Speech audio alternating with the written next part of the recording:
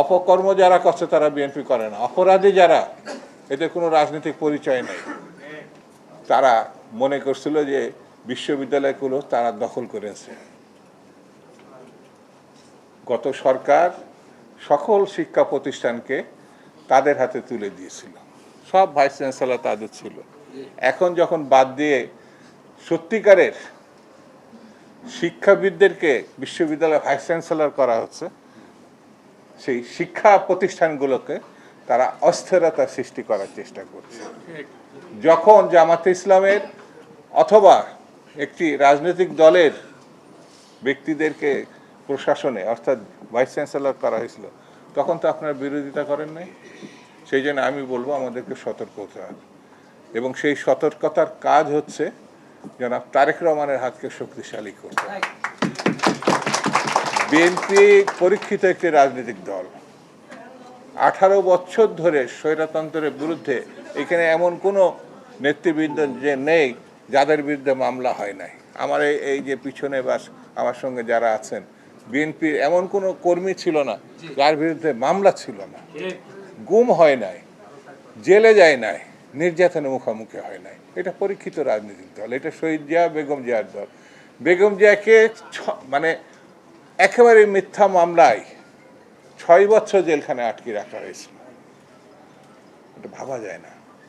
তিনি যদি তাকে চিকিৎসা করতে দেওয়া হয় না, সেই সময় যে চিকিৎসা করতে দিত, আমার ধারণা দেশনেত্রী আমাদের মধ্যে আরও কিছুদিন থাকতেন, কিন্তু তাকে সেই সুযোগ দেওয়া হয়নি।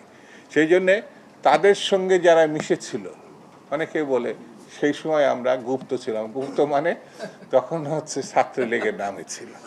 তাহলে ছাত্রলীগ যত অপকর্ম করছে, লুঙ্গির তলে এটা অসভ্য একটু বললেন কথা, এটা হচ্ছে ছাত্রলীগের যত অপকর্ম সবগুলো তারা করছে।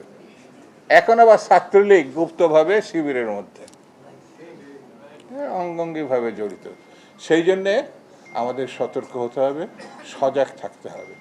মানুষ আমাদের সমর্থন করে, দেশনেত্রী বেগম খালেদা জিয়া শহীদ জিয়ার কারণে আমাদের যে জনপ্রিয়তা, আর জনাব তারেক রহমান আজকে যে বিচক্ষণতার সঙ্গে, এটা ভাবা যায়। খুব সাধারণ জীবনযাপন করে, এত সাধারণ, আপনারা দেখতে পাচ্ছেন তো। সেই মানুষটাকে আমাদের পাশে গিয়ে দাঁড়াতে হবে, তার হাতকে শক্তিশালী করতে হবে। বিএনপি এবং সুস্থ স্বাভাবিক জাতীয়তাবাদী রাজনীতির আজকে তিনি কর্ণধার, সেটাকে আমাদের রক্ষা করতে হবে। সেই জন্যই বন্ধুরা, মিটিং মিছিল সব দিকে আমাদের নজর রাখতে হবে। আমরা যে যেখানে থাকি না কেন, অপকর্ম হচ্ছে কিনা সেটার দিকে নজর রাখতে হবে। অপকর্ম যারা করছে তারা বিএনপি করে না, অপরাধী যারা, এদের কোনো রাজনৈতিক পরিচয় নেই। বাঁচার জন্য বিএনপির কথা বলবে অমুক, কিন্তু তাদেরকে আমাদের আইনের হাতে তুলে দিতে হবে, বিচারের মুখোমুখি করতে হবে। এটাই এখন সবচেয়ে প্রয়োজন। বন্ধুরা, আজকে পূর্ণবার আপনার এই অ্যাসোসিয়েশনের সাফল্য কামনা করে, সবাইকে ধন্যবাদ দিয়ে সুস্বাস্থ্য কামনা করে আমি আমার বক্তব্য শেষ করছি। খুদা হাফেজ। বাংলাদেশ জিন্দাবাদ। ভালো